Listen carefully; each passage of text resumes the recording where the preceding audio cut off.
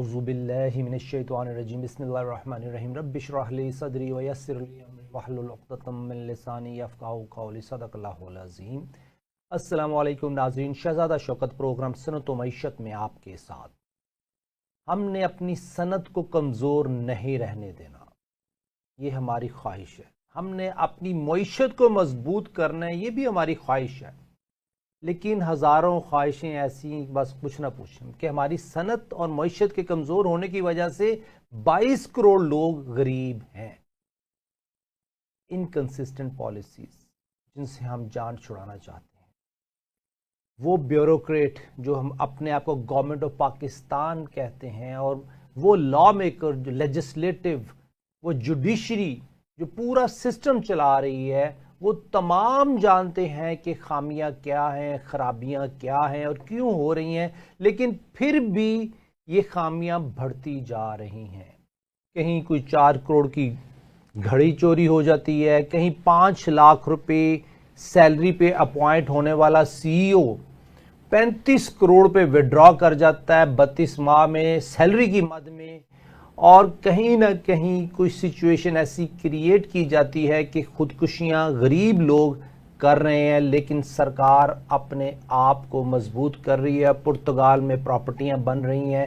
یہ کیا سچویشن چل رہی ہے؟ اس سلسلے میں آج ہمارے ساتھ مہمان ہیں منصور آفریدی صاحب، ان سے بات کرتے ہیں۔ السلام علیکم سر۔ وعلیکم السلام سر، بہت شکریہ، آپ نے ہمیں جوائن کیا، ماشاءاللہ مردان سے یہاں تک پہنچ گئے سفر کرتے ہوئے، اور آپ نے ہمیں صبح صبح جوائن بھی کر لیا۔ یہ جو ہماری ملک کی معیشت، یہ بیوروکریسی، گورنمنٹ آف پاکستان کہنے والے اپنے آپ کو ملازمین، یہ سیاستدان، ہر قسم کے دوست ہیں، کچھ لائل ہیں، کچھ لائل نہیں ہیں، کچھ لائل دکھتے ہیں، کچھ اس طرح کی سچویشن ہے کہ شہباز شریف صاحب کی اگر شکل دیکھیں، ان کا چہرہ مبارک دیکھیں تو آپ کو نظر آ رہا ہوتا ہے کہ he is frustrated to do something, لیکن کہیں نہ کہیں اس کے بھی ہاتھ بندھے ہوئے ہیں۔ اس ساری سچویشن کے بارے میں سر آج بات کریں گے۔ سب سے پہلا سوال سر، یہ گھڑی کی خبر کیا ہے؟ جی شکریہ شہزادہ صاحب۔ ایکچولی نام لینا تو مناسب نہیں ہے اتنے بڑے چینل پہ، لیکن ہمارے بڑے سابق بڑے پولیٹیشین اور بڑے حکومت پاکستان کے سربراہ کے بیٹے ہیں، ان کی گھڑی اسپین میں چوری ہو گئی ہے۔ اب آپ اندازہ لگائیں، جو گھڑی کی قیمت بتائی جا رہی ہے وہ 4 کروڑ روپے ہے۔ اب 4 کروڑ روپے کا مطلب یہ نہیں ہے کہ صرف ایک گھڑی ہے۔ جو لوگ گھڑی کے شوقین ہوتے ہیں وہ آپ کو پتا ہے کہ وہ ایک گھڑی تو نہیں رکھتے نا، وہ تو 4 5 6 7 گھڑیاں رکھتے ہیں۔ جو شوقین لوگ ہوتے ہیں، جو کہ مڈل کلاس کی بھی اگر ہم بات کریں، لوور مڈل کلاس، اگر جو بھی شوقین، اگر وہ بچہ بھی ہوگا تو 2 3 گھڑیاں رکھتا ہے کہ شوق کی وجہ۔ جن کو شوق نہیں ہے وہ تو ایک گھڑی بھی نہیں رکھتے۔ تو آپ اندازہ لگائیں کہ یہ 4 کروڑ کی تو ایک گھڑی نہیں ہے نا، یہ تو ان کے پاس باقی گھڑیاں بھی ہوں گی، اور سب کی قیمتیں 4 کروڑ 5 کروڑ 8 کروڑ 7 کروڑ ہوں گی، اور وہ پھر آپ دیکھیں اربوں میں پہنچ جاتی ہے۔ گھڑیوں کی قیمت اگر کسی بندے کے پاس ارب کے قریب ہو تو آپ اندازہ لگائیں۔ اچھا، گھڑی کی قیمتی ہونے پہ کوئی اعتراض نہیں ہے۔ ابھی میں خبر دیکھ رہا تھا صبح کہ جو ہندوستان کے بزنس مین ہیں مکیش امبانی، ان کی بیوی ہے نیتا امبانی، ان کے پاس اوڈی ایک گاڑی ہے جس کی قیمت انڈین روپیز میں کوئی 100 کروڑ ہے۔ تو اب پاکستان میں اس کو کہہ لیں تو 300 سے 400 کروڑ روپے بنتے، کسٹم ڈیوٹی لگائیں تو 500-600 کروڑ بن جاتی ہوگی۔ اب وہ گاڑیاں دنیا میں صرف 11 ہیں، یعنی روز رائز گاڑی جو سب سے اچھی مانی جاتی ہے وہ بھی کافی زیادہ ہے دنیا میں لوگوں کے پاس، مطلب ہزاروں کی تعداد میں ہے، لاکھوں کی تعداد، لیکن یہ صرف 11 گاڑیاں ہیں۔ لیکن ان پہ کیوں اعتراض نہیں ہو رہا؟ ان کو اس لیے اعتراض نہیں ہو رہا ہے کہ وہ بزنس مین ہیں، اور وہ کبھی حکومت میں بھی نہیں رہے ہیں، کہ حکومت کا کوئی عہدہ بھی نہیں لیا، تو اس کا مطلب انہوں نے خود کمایا ہے اور خود خرچ کر رہے ہیں۔ اس میں سوال یہ ہے کہ یہ گھڑی ہو یا یہ گاڑی ہو، کیا یہ ٹیکس اتھارٹیز میں رجسٹرڈ ہے، بتائی گئی ہے؟ جس گھڑی کا قیمت بتایا جا رہے ہیں تو اس حساب سے تو ان صاحب کو پاکستان کے دوسرے تیسرے نمبر ٹیکس پیئر میں ہونا چاہیے نا، اور آپ کو بھی پتہ ہے اور مجھے بھی پتہ ہے کہ وہ دوسرے تیسرے نہیں، وہ تو ان کے پاس تو کاغذوں میں اپنی گاڑی بھی نہیں ہے۔ اور یہ صرف ان کے نہیں ہے، آپ دیکھیں مولانا فضل الرحمان صاحب، یہ تو گیلانی صاحب کا نام ہم لے رہے ہیں نا، مولانا فضل الرحمان صاحب، نواز شریف صاحب، زرداری جن کے بھی ہیں، تو وہ کتنے ان کی اپنی گاڑیاں، ان کی تو اپنی گاڑیاں بھی نہیں، اپنی گاڑیوں سے بھی کاغذات ہیں، تو ٹیکس رجسٹر تو دور کی بات ہے، یہ تو ان کے اپنے نام بھی نہیں ہوتے۔ سر بات یہ ہے کہ ایک عام پاکستانی کو اگر موٹر سائیکل بیچنی ہے سیکنڈ ہینڈ یا خریدنی ہے، اس کو ٹیکس ڈپارٹمنٹ کو بتانا ہے اگر وہ فائلر ہے۔ اگر وہ نان فائلر ہے تو اگر وہ گاڑی خرید رہا ہے تو اس کو ایکسٹرا آرڈنری ٹیکسز پے کرنے ہیں، وہ 10 لاکھ کی گاڑی ہے، چاہے 12 لاکھ کی گاڑی ہے، چاہے 50 لاکھ کی گاڑی ہے۔ یہ تو کروڑوں کی گھڑیوں کی بات ہو رہی ہے، تو کیا یہ ایف بی آر کو بتائی گئی ہیں، رپورٹ کی گئی ہیں، ریٹرنز میں موجود ہوں گی کہ نہیں ہوں گی؟ نہیں، میرا نہیں خیال، پرسیپشن ہے کیونکہ وہ اگر وہ ریٹرن میں موجود ہوں گی تو ہمارے پولیٹیشین جتنے بھی ہیں جو کہ ارب پتی کرب پتی ہیں، آپ ایون چھوٹے ضلع کا بھی جو M N A M P A ہے اس کا بھی دیکھیں تو ہمارے جو ٹاپ 10 ٹیکس فائلرز ہیں پاکستان کے، وہ پولیٹیشنز ہوتے ہیں، وہ بزنس مین نہ ہوتے یا میاں منشا صاحب نہ ہوتے یا باقی جو دوسرے کراچی سے ہمارے بڑے بڑے بزنس میں یہ نہ ہوتے، وہ ہوتے، کیونکہ یہ سارے تو بیلینئرز ہیں نا، ڈالروں میں بیلینئرز۔ سر یہ جو ہمارے سرکار ہے، ایک تو ہے نا سرکاری ملازمین اور ایک طرف ہیں سیاستدان، سیاسی ورکر جو ہیں، ان دونوں کا جو کمبینیشن ہے، اس میں جو بزنس مین کا ٹرائنگل جو اس کا تکون بنتی ہے، ان تینوں کی اگر سپورٹ آپس میں ہے تو یہ آپس میں ترقی کرتے ہیں۔ اس کے بارے میں آپ کچھ بتائیں گے کہ یہ جو گھڑیاں بنتی ہیں، یہ جو ہمارے پاس ہمارے سیاستدان، کاروباری لوگ، ایکسٹرا آنری امیر ہیں، ایک طبقہ جو 1 کروڑ کے قریب ہے، تو وہ اور جو 22 کروڑ غریب ہیں، یہ کمبینیشن میں ہے، یہاں خودکشیاں ہو رہی ہیں، وہاں گھڑیوں کے اوپر بھی خاموشی چل رہی ہے کہ بس چوری ہوگی تو ہو گئی۔ بالکل آپ نے صحیح کہا، 100% صحیح بات ہے۔ اب دیکھا جائے نا کہ آپ کہہ رہے ہیں پھر یہ کس طرح بن رہی ہیں، آپ نے سوال بھی کیا، یہ گڑیاں خرید رہے ہیں، گاڑیاں خرید رہے ہیں، محلات خرید رہے ہیں، لیکن اکثر آپ پوچھیں نا لوگ ہمارے جو عام عوام ہے، سادی عوام، وہ کہتے ہیں پھر بھی ملک قائم و دائم ہے، پاکستان کو کچھ نہیں ہو رہا ہے۔ سر اللہ سامعہ کرے۔ تو پاکستان کو تو ایسا تو کوئی بھی ملک قائم دائم رہتا ہے، قائم دائم تو ابھی افغانستان بھی ہے، صومالیہ بھی ہے، نقشے پہ موجود ہے، کب سے موجود ہے، لیکن ملک صرف قائم دائم تو نہیں رہتا ہے نا، اس کے اندر لوگ جو رہتے ہیں وہ خوشحال ہوتے ہیں۔ اور دوسرا پاکستان کی جو آپ نے بات کی کہ جو کروڑوں روپے، تو اس میں تو آپ سے میں سوال کرتا ہوں کہ کیا کوئی بینک غریب ہو سکتا ہے؟ اچھا دوسرا سٹیپ، نہیں، وہ بینک اگر سرکاری بینک ہو تو پھر تو بالکل ہی نہیں ہو سکتا ہے۔ نہیں ہو سکتا۔ تو پاکستان تو بینک ہے، اب آپ پوچھیں گے کیسا بینک ہے؟ پاکستان پرائیویٹ بینک بھی نہیں ہے، سرکاری بینک بھی نہیں ہے، پاکستان جو ہے وہ آئی ایم ایف بینک ہے، تو آئی ایم ایف کس طرح غریب ہوگا؟ آپ کتنی گڑیاں لے لیں، آئی ایم ایف سے لون لے لیں گے، کیا مسئلہ ہے آپ کو؟ ہیں وہ تو دیکھیں نا، وہ تو جس دن آئی ایم ایف ڈیفالٹ ہوگا تو پاکستان ڈیفالٹ ہو جائے گا۔ یہ میں آپ کو وثوق سے کہتا ہوں کہ پاکستان کبھی بھی ڈیفالٹ نہیں ہوگا، اگر آئی ایم ایف ڈیفالٹ ہوگا تو تبھی پاکستان ڈیفالٹ ہوگا، اس لیے کوئی ٹینشن آپ نہ لیں، یہ گڑیاں لے رہے ہیں۔ سر آئی ایم ایف نے تو سرکار کو لون دینا ہے، سرکاری اداروں کو لون دینا ہے، گورنمنٹ آف پاکستان کو لون دینا ہے، اور وہ واپس بھی لے جانا ہے۔ اس کے درمیان میں جو گھڑیاں بننی ہیں، جو بھی بننا ہے، معاملات طے ہونے ہیں۔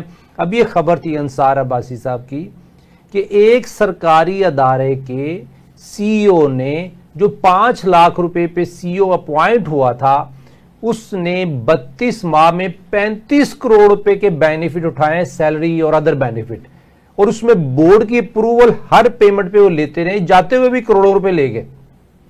اب سرکاری ملازمین آئی ایم ایف سے لون لینا اور یہ کروڑوں کی عیاشیاں، تو اس کے بارے میں کیا کہتے ہیں؟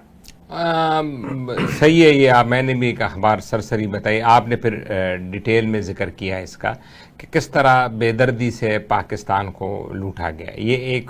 یہ تو وہ واقعہ ہے جو کہ انویسٹیگیشن میں ریویل ہوا ہے۔ اس طرح کے اور کتنے سی اوز ہوں گے جو عہدے پہ بیٹھے ہوں گے اور وہ ماہانہ کی بنیاد پہ کروڑوں روپے تنخواہیں لے رہے ہوں گے، لیکن بدقسمتی سے کیونکہ گورننس سٹائل ایسے بن چکا ہے کہ ہم ہر سال 2 سال بعد جاتے ہیں، IMF سے لون لیتے ہیں، اس سے ہمارا حکومت تو مستحکم ہوتا ہے نا، مطلب حکومت کا نظام تو چلتا ہے نا، وہ تنخواہیں لوگوں کو ملتی ہے، اور وہ حکومت اگر کوئی باہر نکلتا ہے احتجاج کے لیے اکیلے، اس پہ وہ ڈنڈے چلاتی ہے. اس کے پاس دیکھیں وسائل تو آ جاتے ہیں نا IMF کے پاس، اس کے پاس پولیس کے پاس بندوق بھی آ جاتی ہے، ٹیئر گیس بھی آ جاتی ہے، چیزیں بھی آ جاتی ہیں. تو مسئلہ تو یہ ہے نا کہ جو آپ نے کہا 22 کروڑ عوام جو اصل میں عوام ہے، جو کہ غریب عوام، ان کو قابو رکھنا ہے نا. تو ان کو کیسے قابو رکھیں گے؟ ان کو قابو اسی طرح رکھیں گے کہ IMF سے لون لیں، اپنے سیکیورٹی اپریٹس کو اور مضبوط کریں، اور جب 22 کروڑ میں سے کوئی اٹھے گا اوپر تو اس پہ ڈنڈے چلائیں. تو کوئی سب بیٹھے ہوں گے، سب گزارا کریں گے. آپ کو پتا ہے کہ وہ ایک بادشاہ تھا، وہ لوگوں کو جوتیاں مارتا تھا، آخر میں ڈیلیگیشن آ گیا کہ جوتیاں تو آپ بڑھا دیں لیکن بندے زیادہ تعینات کر دیں تاکہ جوتیاں جلدی مارے جائیں اور ہم اپنے کاموں پہ جائیں. تو وہ تو ہمارا ملک کا حال بن گیا ہے. اس میں سر ہمارا جو ایجوکیشن سٹینڈرڈ ہے، سسٹم ہے، اس میں ظاہری بات ہے کامن سینس اور عقل ہمارا اس لیول کا نہیں رہتا کہ ہم پرابلم کو دیکھ سکیں. پرابلم اتنی بڑی ہو جاتی ہے کہ نظر نہیں آتی. اگر چھوٹی چیز ہے نا ہمارے، تو وہ ہمیں نظر آ رہی ہے کہ یہ چھوٹی سی چیز ہے، چھوٹا سا گولا ہے. اگر اوپر اتنا بڑا پہاڑ آگے کھڑا ہو جائے تو ہمیں تو پہاڑ ہی آسمان لگنا ہے کہ یہ آسمان ہے یا بادل ہے، کہ ہمیں تو پرابلم نظر نہیں، پہاڑ نظر نہیں آنا. یہ تو ہماری فطری سچویشن ہے کہ ہم اپنی نفسا نفسی میں ہمیں پلان کر کے نفسا نفسی میں پھنسا دیا گیا ہے، اور اسی سچویشن میں سے لوگ بینیفٹ اٹھا رہے ہیں. اس میں سے اگر ہم نکلیں گے تو ہم ترقی کی طرف چلیں گے. ابھی یہ جو میں اگر انٹرنیشنل مارکیٹ کو دیکھتا ہوں سر، انڈیا کو دیکھتا ہوں، میں اگر بنگلہ دیش کو دیکھتا ہوں، وہ ایٹ لیسٹ عوام اور گورنمنٹ میں ایک ربط ہے، ایک رابطہ ہے، ایک سلسلہ ہے جس میں کہ گورنمنٹ کو فیئر ہے کہ اگر ہم نے پرفارمنس نہ دی تو جو عوام ہے ان میں ایک ریئیکشن آئے گا. ہمارے ہاں پچھلے 50 سالوں میں جو ریئیکشن کریٹ کیا جاتا ہے وہ پلانڈ کیا جاتا ہے. پولیٹیکل پارٹیز اپنے مقاصد کے لیے آتی ہیں، نیشنل کاز کے لیے نہیں آتی. وہ ربط، وہ رابطہ، وہ فیئر، اس سچویشن کو پاکستان اور بنگلہ دیش میں جو ابھی ریولوشن ہوا یا انڈیا جس طریقے سے مینیج کرتا ہے، اس کو آپ کیسے دیکھتے ہیں؟ بات آپ کی 100% صحیح ہے. پاکستان میں اصل میں لوگوں کو ایک ریوڑ بنا دیا گیا ہے. جس طرح بھیڑوں کا، دھمبوں کا، بکریوں کا ایک ریوڑ ہوتا ہے اور اس کو ایک ہی بندہ ہانکتا ہے، وہ بندہ تبدیل ہوتا ہے لیکن وہ ڈنڈا وہی ہے اپنی جگہ پہ. تو اس ریوڑ کو اسی طرح ہانکا جاتا ہے. یہ میں موجودہ اس کی بنی بتا رہا ہوں، میں شروع سے ایسا ہی ہے، اور پورا سٹرکچر ہی ایسا بنا دیا گیا ہے کہ عوام کی کئی سنوائی نہیں ہوتی. اب جن ملکوں کا آپ نے ذکر کیا وہاں پہ ان کو پتا ہے کہ اگر ہم نے پرفارم نہیں کیا تو ہمیں ہٹا دیا جائے گا. اچھا یہاں پہ تو دیکھیں نا، جو جمہوریت، سو کالڈ جمہوریت ہے، وہ وزیر اعظم، وزیر اعلیٰ تک ہے. لیکن وہاں پہ آپ جائیں، ایون ہندوستان میں بھی جائیں، چائنا میں بھی ایون جائیں، چائنا میں کہتے ہیں تقریباً 3 سے 4 کروڑ الیکٹڈ ریپرزنٹیٹیو ہیں عوام کے نیچے سطح پہ. یعنی اس کو ہم کہتے ہیں نا کہ وہ ڈکٹیٹر ہے، کمیونسٹ ہے. اس کے باوجود انہوں نے گلے محلوں میں جا کے چین نے الیکٹڈ ریپرزنٹیٹیو تعینات نہیں کہ الیکٹ کروائیں. وہاں پہ الیکشن ہوتے ہیں، اپنے مسائل، ان کو پھر فنڈز بھی اٹونومس دیے گئے ہیں کہ وہ جو گلی محلے یا گاؤں کا جو ادھر پاکستان اس کو ناظم کہہ لیں یا ضلعی ناظم کہہ لیں، وہ کوئی وہاں کا جو گورنر ہوتا ہے جو صوبے کا، جو چائنا کا، اس پہ ڈپینڈنٹ نہ، وہ خود سے فیصلے کر سکے اور لوگوں کو. یعنی یہ میں اس ملک کی اس لیے مثال دے رہا ہوں کہ وہ تو ایک ڈکٹیٹرشپ ہے دنیا میں مشہور. اس کو جو ویسٹرن میڈیا ہے وہ پروجیکٹ کرتا ہے کہ وہ ایک ڈکٹیٹرشپ ہے، صرف ایک ہی پارٹی حکمرانی ہے. وہاں بھی اتنی اکاؤنٹیبل، کیونکہ ان کو پتا ہے کہ اگر بیجنگ میں بیٹھا صدر ہے، اس کو پتہ نہیں ہو سکتا کہ جو تبت میں بیٹھے لوگ ہیں یا جو باقی دور دراز شنگھائی میں ہے یا جو ڈنگ چونگ پنگ جو ان کا جو صوبہ ہے جو سب سے بڑا انڈسٹریلائزڈ ہے، یا باقی ان کے باقی شہر وغیرہ، ووہان وغیرہ ہو گئے، وہاں پہ تو وہ اس کی رٹ نہیں ہے. اور اگر رٹ ہوگی بھی تو اس کو ادراک نہیں ہے کہ وہاں پہ کیا ہو رہا ہے. سرکاری افسر تو پریزیڈنٹ کو خوش کرنے کے لیے اس کو رپورٹنگ دیتے ہوں گے نا کہ سب اچھا ہے، لیکن لیکن اصل تو وہاں کا مقامی نمائندہ ہوگا اپنے مسائل کو حل کے لیے. اس لیے چائنا کیوں سسٹینیبل ہے میں ہمیشہ کہتا ہوں. وہ یہ نہیں ہے ڈکٹیٹرشپ تو دیکھیں نا کافی ملکوں میں تو چلی گئی, مصر میں بھی تھی, عراق میں بھی تھی, کتنے بڑے بڑے ڈکٹیٹرز بنے ہیں. تو سعودی عرب اور اس کا تو ہم مثال اس لیے تھے کیوں وہاں پہ تیل ہے نا, تو تیل کی فراوانی کی وجہ سے لوگ خوشحال ہیں تو ڈکٹیٹرشپ چل رہی. لیکن چائنا میں تو تیل نہیں ہے نا, چائنا نے تو انڈسٹریل گروتھ کیا ہے. وہ اس لیے سسٹینیبل ہے کہ وہاں پہ بیسک عوامی مسائل ان کے ڈور سٹیپ پہ حل ہو رہے ہیں ان لوگوں کے, تو اس لیے وہاں پہ پراسپیرٹی ہے, خوشحالی ہے. انہوں نے کروڑوں لوگوں کو اس سے نکالا, غربت سے نکالا. تو یہ ایک چین تو ہمارے لیے ایک لیونگ ایگزامپل ہے. سر یہ بالکل اچھی ایگزامپل ہے. اس نے کروڑوں لوگوں کو غربت کی لکیر سے نکالا. ہم بھی 20 کروڑ غربت کی لکیر میں آ چکے ہیں. یہ 20 کروڑ کو غربت سے نکالنا, تو چائنا کی اگر مثال سر آپ نے دی ہے نا, اس میں ایک بڑی زبردست چیز ہے کہ چائنا میں سرکاری ملازم اگر کوئی کرپشن کرتا ہے, وہ $10 کی ہو, $10 لاکھ کی ہو, کرپٹ آدمی, اس کو کہتے ہیں تجھے دنیا میں رہنے کا حق نہیں ہے. اگر ہم نے تمہیں ملازم رکھا ہے, تمہارے لیے اچھی سیلری رکھی ہے, اچھا پے سکیل رکھا ہے, تو آپ پھر بھی کرپشن کرتے ہیں, تو آپ ہمیں ہی نہیں اس دنیا کو نہیں چاہیے. جبکہ ادھر جو کرپشن کرتا ہے وہ پھر دوبارہ وزیر اعظم, پھر وہ چیئرمین سینٹ, پھر وہ دوبارہ پریزیڈنٹ, پھر وہ دوبارہ MNA, پھر وہ دوبارہ MPA. یہ ساری سچویشن میں اگر دیکھیں, خواجہ آصف صاحب کا بیان سر دیں, وہ کہتے ہیں جی ہمیں تحائف بھی ملتے ہیں. وہ اب اس کے پیچھے کیا پالیٹکس ہے کہ ہمیں تحائف, کچھ لوگ ہمیں تحفے میں ملتے ہیں جو پرتگال میں جا کے اپنی وہ پراپرٹیاں بنا رہے ہیں. ہاں ایسے ہی ہے. آپ نے جس طرح چائنا کا اگزامپل دیا, اب دیکھیں نا چائنا ایک مثال ایسی ہے دنیا کے لیے کہ ہر جگہ یہی تھیوری اپلائی کی جا رہی ہے کہ جہاں پہ پرائیویٹائزیشن ہوگی تو وہاں پہ ترقی ہوگی. جس طرح آپ نے سرکاری ملازم کی مثال دی وہاں پہ, یعنی جہاں آپ پرائیویٹائز کریں, ہم نے بھی پرائیویٹائزیشن بہت کی اسی وجہ سے تاکہ ترقی ہو ادارہ کا. لیکن چائنا میں 100% ادارے سرکاری ہیں. ایون ان کی جو ہواوے کمپنی ہے, اگر آپ نے نام سنا ہوگا, وہ شروع میں لوگوں کو یہی لگا تھا کہ وہ پرائیویٹ ہے, وہ بھی سرکاری ہے. اور ایون جو جیک ما جو وہاں کے علی بابا چلاتے ہیں, وہ بھی اس کے پیچھے بھی پوری سرکار کھڑی ہوتی ہے. تو سرکاری طور پہ بھی چیزیں چلانا چائنا نے دنیا کو کر کے دکھایا کہ پاسبل ہے اگر آپ کے پاس اکاؤنٹیبلٹی ہو, لیڈر میں ٹرانسپیرنسی ہو, اور لیڈر ویژنری ہو. جس طرح چائنا کے جتنے بھی صدور آئے ہیں, جی پنگ سے لے کے اور ہو چنتاؤ اور ان کے جو شروع کے ڈینگ شانگ پنگ وغیرہ سارے, تو اس طرح کی لیڈرشپ ہو. ہمارے ہاں یہ ہے کہ کوئی سمجھ نہیں آتی تو جی پرائیویٹائز کر دے, اور پرائیویٹائزیشن کا بھی آپ نے حال دیکھ لیا. سر اس میں پہلے پرائیویٹائزیشن بعد میں چلتے ہیں. جو امپورٹنٹ پوائنٹ آپ نے بتایا کہ چائنا میں اسٹیٹ آن انٹرپرائزز ہیں جو اکنامک کنٹریبیوشن کر رہی ہیں GDP میں. GDP کا میجر سے میجر شیئر ورلڈ GDP کا, اس میں چائنا کا contribution, Chinese state owned enterprises کا کنٹریبیوشن ہے. اور وہ Chinese state owned enterprises multiply کر رہے ہیں سبسڈی, پیرلل, ہاریزنٹل, وہ ان کی ورٹیکل اور ہاریزنٹل انٹیگریشن کے ساتھ ایکسپینشن ہو رہی ہیں. دوسرے پنجابی میں, عام زبان میں, اردو میں, کہ وہ دن رات اوپر کی طرف, لیفٹ کی طرف, رائٹ کی طرف, دائیں اور بائیں ہر طرف ترقی کر رہی ہیں, ہر طریقے سے ترقی کر رہی ہیں, بلکہ پوری دنیا میں جا رہی ہیں.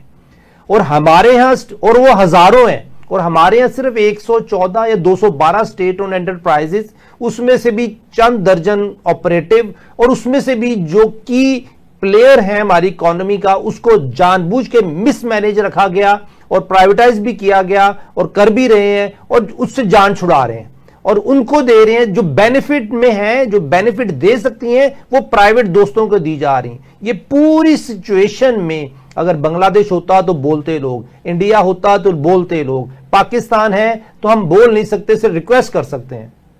اور ریکویسٹ کا تو پتہ ہے حکمرانوں کو نا, ریکویسٹ سے کیا اثر پڑے گا, کچھ بھی نہیں, وہ آپ کے سامنے ہے. کیونکہ پالیسی ریفارمز تو کہیں پہ نظر نہیں آئے. اب آپ نے دیکھا گزشتہ, یہ صرف اس حکومت کی نہیں, 10 سال کا ڈیٹا ہوتا ہے, کہاں پہ یہ ڈسکشن ہوئی ہے کسی بھی میڈیا, کسی بھی ڈبیٹ میں کہ پالیسی ریفارمز کی جائے. اب پالیسی ریفارمز تو دور کی بات ہے. ابھی جو یہ ہمارا ایگریمنٹ ہوا ہے امریکہ کے ساتھ, جو فری ٹریڈ ایگریمنٹ ہے, یعنی ہم نے تو ایسا گزار دیا نا کہ فری ٹریڈ ایگریمنٹ نا, یہ بس ڈیلی روٹین کے کام. ایف ٹی اے کو یعنی فری ٹریڈ ایگریمنٹ کو فائنل ہوتے ہوتے سالوں بیت جاتے ہیں مذاکرات میں. اب چائنا اور جو امریکہ کے مذاکرات آپ سے چھپا نہیں ہے وہ 10 سال سے چل رہے ہیں. اس طرح یورپی یونین کے کافی ممالک آپس میں ایف ٹی اے چلتا رہا. انگلینڈ کا جو ایف ٹی اے ہوا امریکہ کے ساتھ یہ بھی سالوں چلا. انڈیا کا اب ریسنٹلی ہوا ہے برطانیہ کے ساتھ ایف ٹی اے, یہ بھی آپ بورس جانسن کے زمانے سے چل رہا ہے, آپ یاد رکھیں. سر یہ جو مذاکرات کے اوپر بات کرتے ہیں, انٹرنیشنلی ٹیرف کی بات کرتے ہیں, ہم انشاءاللہ چھوٹے سے بریک کے بعد بات کرتے ہیں. ناظرین چھوٹا سا بریک لیتے ہیں, پھر دوبارہ بات کرتے ہیں. ویلکم بیک ناظرین, شہزادہ شوکت پروگرام صنعت و معیشت میں آپ کے ساتھ. ہمارے ساتھ ہمارے محبوب دوست منصور آفریدی صاحب, ماہر معاشیات, بینکر, فائنینشیل ایکسپرٹ, اینالسٹ, تجزیہ کار, سیاسی تجزیہ کار. ہم ان کی خدمات سے مستفید ہوتے ہیں کیونکہ ان کی باتوں میں دم ہے. کوئی تو بات ہے جو دم سے کرے میڈیا میں, اور دم سے وہ کرے جو حقیقت ہو. ابھی ہم بات کر رہے تھے ٹیرف. السلام علیکم سر, دوبارہ ویلکم بیک. وعلیکم السلام سر. بات یہ ہے کہ یہ جو ٹیرف وار اور ایف ٹی اے کو بات کر رہے ہیں, یہ ایف ٹی اے اپروو ہوتے سالوں سال لگتے ہیں. Government of U S A جب بھی اس نے کبھی امبارگو لگائے, سینکشنز لگائیں, کوٹا سسٹم لگایا, اس نے اپنے ملک کا فائدہ دیکھا کہ اس نے پوری دنیا کے ملکوں کے ساتھ اپنے آپ کو مینیج کرنا ہے اور اس کو مینیج کرتے ہوئے اپنا فائدہ سوچنا ہے. اس میں اگر کاسٹ آف پروڈکشن بنگلہ دیش میں کم ہے, نیپال میں کم ہے, یا پاکستان میں زیادہ ہے, یا انڈیا میں زیادہ ہے, اس نے اپنے آپ کو میچ کرنا ہے کہ اس نے تمام نیشنلٹی کے ساتھ اس طرح کا پولیٹیکل سچویشن رکھنی ہے کہ اس نے اپنا بینیفٹ دیکھنا, ٹریڈ کا بینیفٹ نہیں. ٹریڈ میں ٹریڈ والیوم میں اور فائنینشیل والیوم میں, انڈسٹریل والیوم کی بات نہیں کر رہا, ان دونوں میں they are very strong. China production میں ویری اسٹرانگ, وہ فائنینشیل اکانومی میں ویری اسٹرانگ. اس سچویشن میں جو یہ پاکستان ایگریمنٹ کر رہا ہے, اس میں پاکستان کو کوئی بینیفٹ ہے؟ جی ہاں سر, تو وہی بات ہو رہی تھی کہ جس طرح ہم نے اگزامپل سیٹ کیا یو کے کا امریکہ کے ساتھ جو ایف ٹی اے ہوا اس میں بھی سالوں لگے, اس طرح یو کے کا جو ہندوستان کے ساتھ ہوا اس میں بھی لگے. چائنیز ابھی بھی امریکہ کے ساتھ نیگوسیشن میں ہے ایف ٹی اے میں. اس طرح جو آسیان کا ایف ٹی اے بنا ہے اس میں بھی سالوں لگے. یہ کیوں لگتے ہیں؟ کیونکہ انہوں نے ایک ایک سیکٹر کو دیکھنا ہوتا ہے کہ اس سیکٹر, دیکھیں ایف ٹی اے میں کیا ہوتا ہے, ایک ملک کہتا ہے کنٹری اے کہ میری یہ چیزیں اسٹرینتھ ہے, تو آپ مجھے فلاس کریں, ٹیکسٹائل ہے اور ایگریکلچر کے پروڈکٹس ہیں, آپ ان چیزوں میں مجھے فری ایکسیس دے دیں, آپ اس پہ کسٹم ڈیوٹی نہ لگائیں.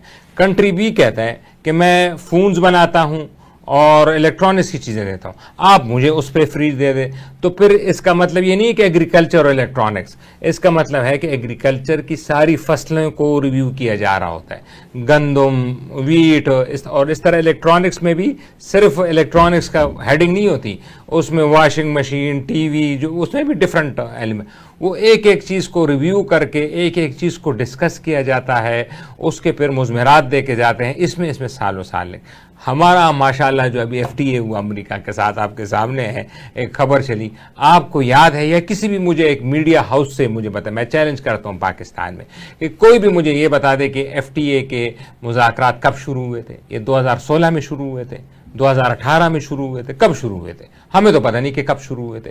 اور جب ٹرمپ صاحب نے کہہ دیا کہ یکم کو میں نے ٹیرف لگا دینا سب پہ, تو اس سے ایک دن پہلے ایف ٹی اے بھی ہو گیا.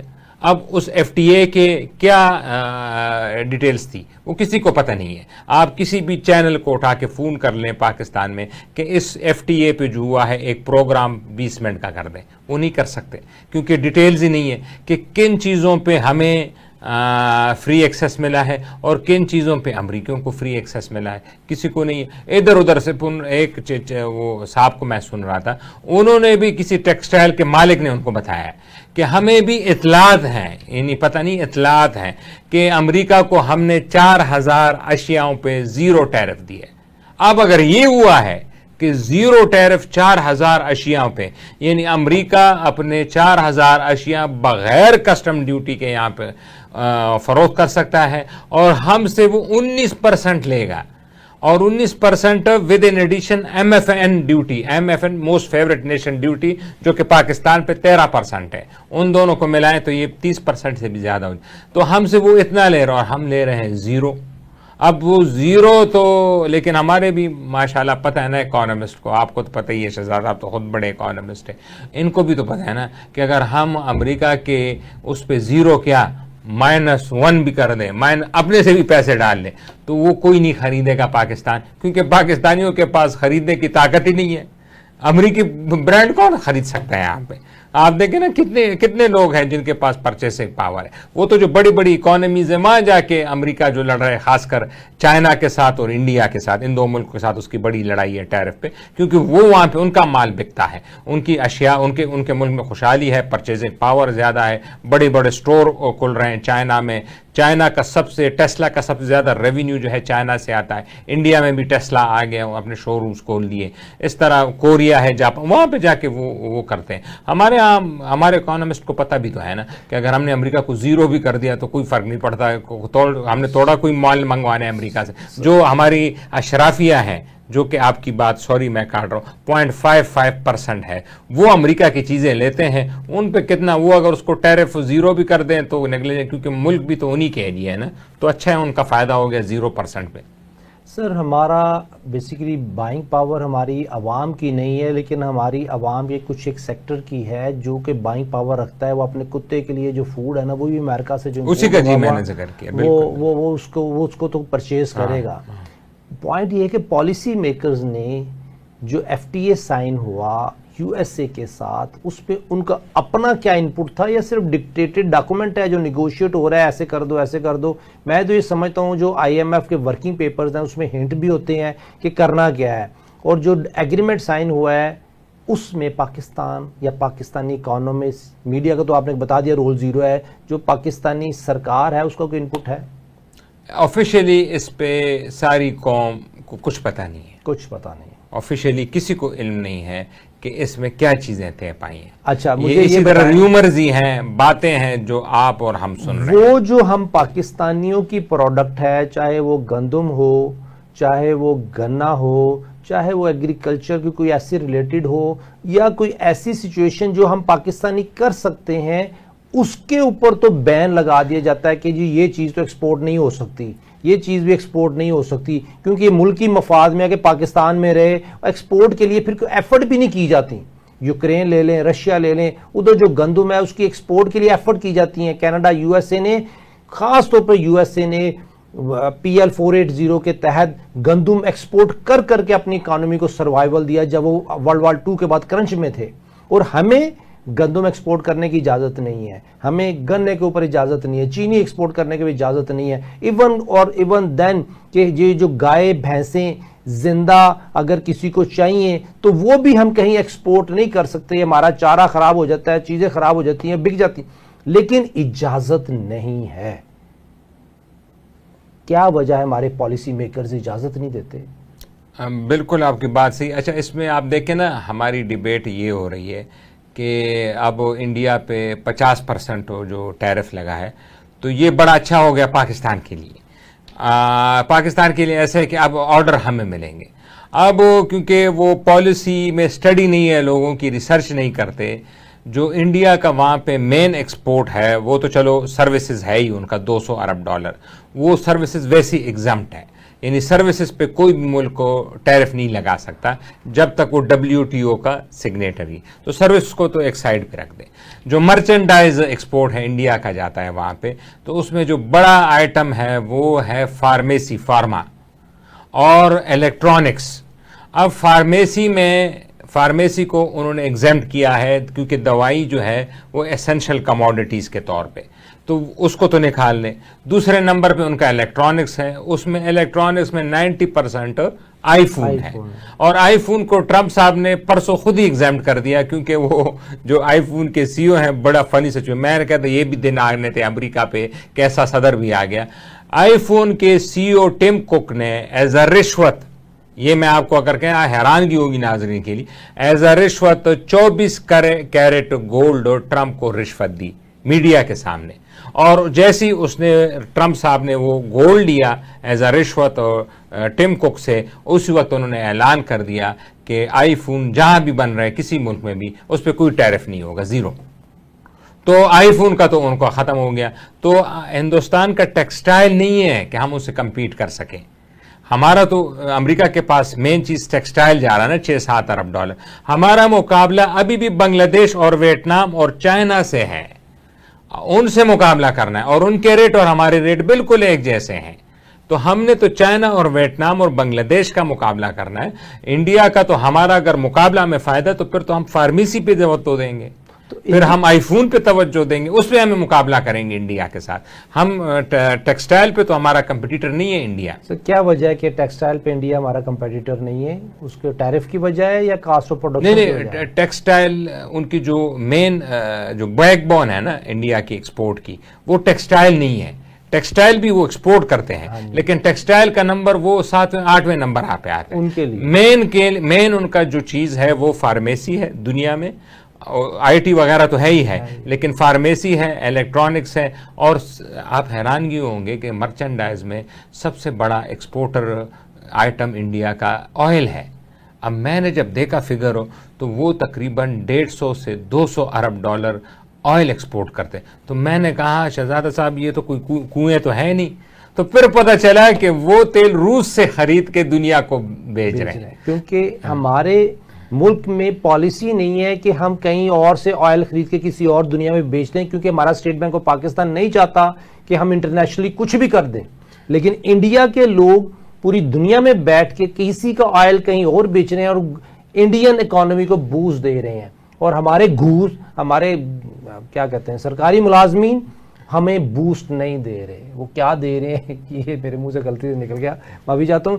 اب سچویشن یہ ہے سر کہ انڈین ٹیرف میں انڈیا کو نقصان نہیں ہوا کیونکہ الیکٹرانکس نکل گیا, اور ہمارا یا پوری دنیا میں جو بینیفٹ جو پاکستان لے سکتا ہے وہ پاکستان کو نہیں مل رہا. لیکن انڈیا یو ایس اے کے ساتھ, چائنا کے ساتھ, رشیا کے ساتھ, برازیل کے ساتھ ہر جگہ اپنے بینیفٹ کے لیے کام کر رہا ہے. کیا یہ صحیح بات ہے؟ بالکل آپ کی صحیح بات. اور صرف انڈیا نہیں, چائنا دیکھ لیں. چائنا کیسے جب ٹیرف لگایا ٹرمپ نے 25%, چائنا نے کہہ دیا 50%. جب اس نے 50 کیا چائنا کہہ دیا 100, 150, یعنی ریسیپیکول پہ ٹیرف لگا. اس کا نتیجہ کیا ہوا؟ ٹرمپ نے پاز کر دیا, مطلب ہٹایا نہیں ٹیرف لیکن پاز کر دیا, اور اس کو 30% پہ لے آئے. تو ہر ملک اپنا, آپ دیکھیں نا سب سے بڑی مثال رشیا کی ہے جو یوکرین میں جنگ لڑ رہا ہے. اس کو پتہ ہے مجھے سیکیورٹی تھریٹ ہے, اس کو یہ بھی پتا ہے کہ سارا یورپ میرے خلاف ہے, اس کو یہ بھی پتا ہے کہ امریکہ بھی میرے خلاف ہے. اتنی بڑی اکانومی اس دنیا کا, پورا مغرب اس ایک ملک کے خلاف ہے. یعنی آپ دیکھیں نا اس ملک کا جگرا بھی تو دیکھیں کہ 2 سال سے وہ لڑائی یوکرین میں لڑ رہا ہے اکیلے تنہا. صرف چین اس سے سامان لیتا ہے اور اس کی مدد کرتا ہے, چین اس کے ساتھ کلا میں کڑا ہے, اور انڈیا صرف انڈائریکٹلی کڑا ہے جب اس سے تیل خریدا ہے. باقی تو وہ اکیلے ہی لڑ رہا ہے نا. تو وہ کیوں کر رہا ہے؟ کیونکہ اس کو پتا ہے کہ اگر میں نے یوکرین کو نیٹو میں جانے دیا تو میری عوام کی جو خوشحالی ہے, کیونکہ اگر آپ اس کا روٹ دیکھیں گے تو وہ میڈیٹیرین سی سے ہو کے جاتا ہے. رشیا کا سارا ایکسپورٹ جو ہے وہ میڈیٹیرین اور کیسپین سی سے جاتا ہے, اور یوکرین اس کے بالکل عقب میں واقع ہے. اور یوکرین کا نیٹو میں شامل ہونے کا مطلب ہے کہ امریکہ پہنچ گیا روس کے بارڈر پہ, اور جس طرح وہ دوسرے ملکوں کو امریکہ تنگ کر رہا ہے اس طرح رشیا کو ٹریڈ میں تنگ کرے گا. یہ ٹریڈ کی لڑائی لڑ رہا ہے, روس اپنی بقا کی لڑائی لڑ رہا ہے, ٹریڈ کی لڑائی لڑ رہا ہے. لیکن ملک کے مفاد میں ہی فیصلے ہونے چاہیے. ہمارے بھی حکمران ماشاءاللہ تو فیصلے کر رہے ہیں, بیوروکریسی بھی مفاد میں فیصلے کر رہے ہیں, لیکن وہ الگ بات ہے, وہ اپنے مفاد میں فیصلے کر رہے ہیں. اور پرتگال میں جتنے بھی پراپرٹیز ہیں اور چیزیں ہیں وہ تو اب خواجہ آصف صاحب جو کوئی وزیر, اچھا میں اس پہ حیران ہوں شہزادہ صاحب کہ وزیر دفاع کا کہنا تو یہ نہیں ہوتا ہے کہ بیوروکریٹس کرپشن کر رہے ہیں اور چیزیں لے رہے ہیں. وزیر کا کام, جو حکومت کا کام, اکاؤنٹیبلٹی کرنا ہے. آپ نے ان کو پکڑنا ہے. مطلب آپ دیکھیں نا, آپ عوام سے کہہ رہے ہیں کہ یہ اس طرح ہو رہا ہے, کرپشن ہو رہا ہے, تو آپ کس مرض کی دوا ہے جو حکومت میں بیٹھے ہیں؟ آپ بتائیں نا, آپ کو تو حکومت نے الیکٹ کیا ہے. اکاؤنٹیبلٹی کس کے انڈر آتی ہے؟ حکومت کے. نیب کس کے انڈر ہے؟ حکومت کے. اینٹی کرپشن ڈپارٹمنٹ کس کے انڈر ہے؟ حکومت کے. FIA کس کے انڈر ہے؟ حکومت کے. تو اکاؤنٹیبلٹی تو آپ نے کرنی ہے.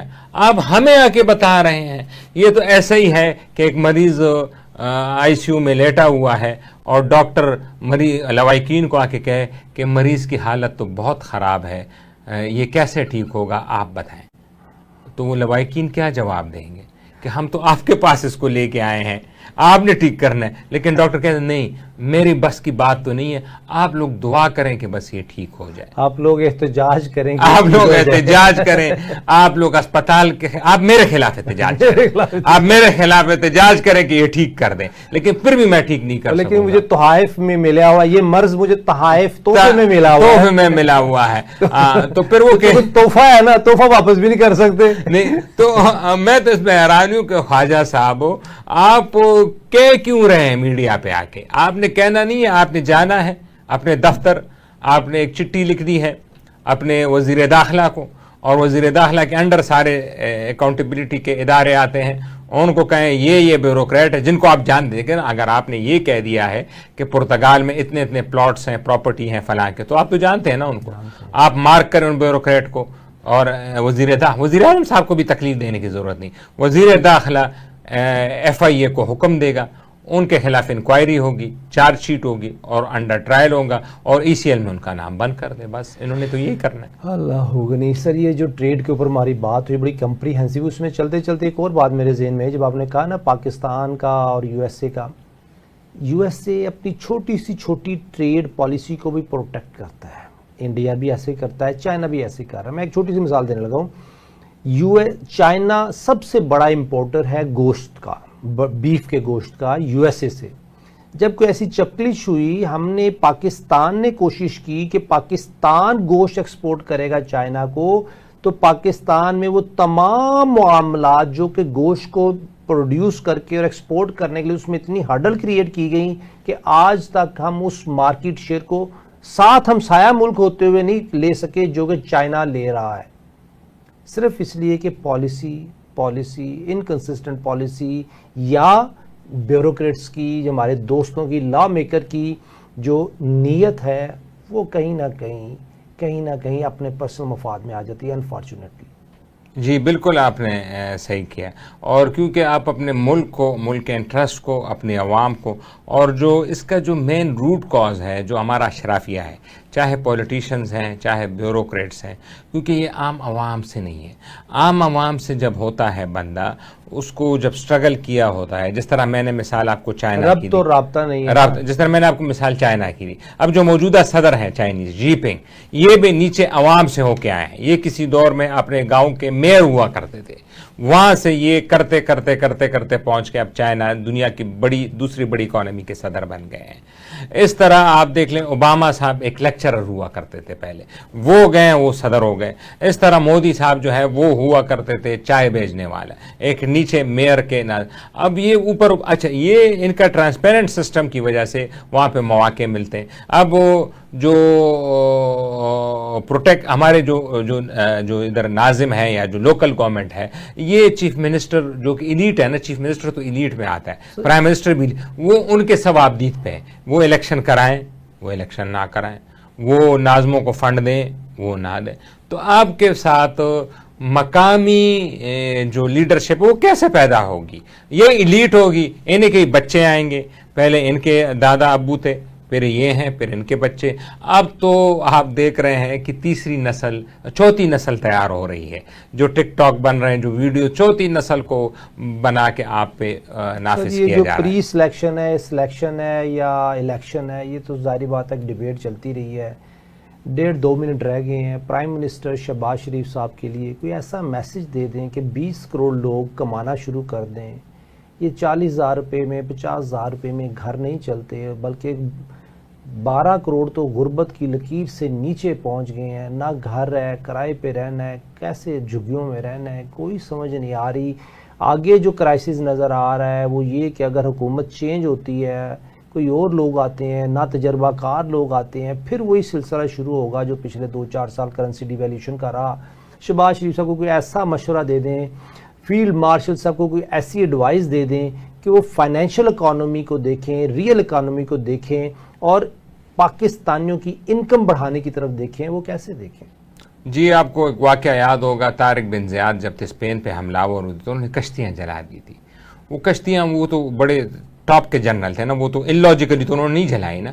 انہوں نے ایک موٹیویشنل تھیوری ابھی بھی پڑھائی جاتی ہے مینجمنٹ کی کتابوں میں، انہوں نے اس لیے جلائی تاکہ لوگوں کو یہ آسرا نہ ہو کہ ہم بھاگ جائیں گے اور لڑیں گے نہیں. جب ان کو آسرا نہیں ہوگا تو یہ دلیری سے لڑیں گے اور رزلٹ آپ کے سامنے اسپین پہ فتح حاصل کر لی.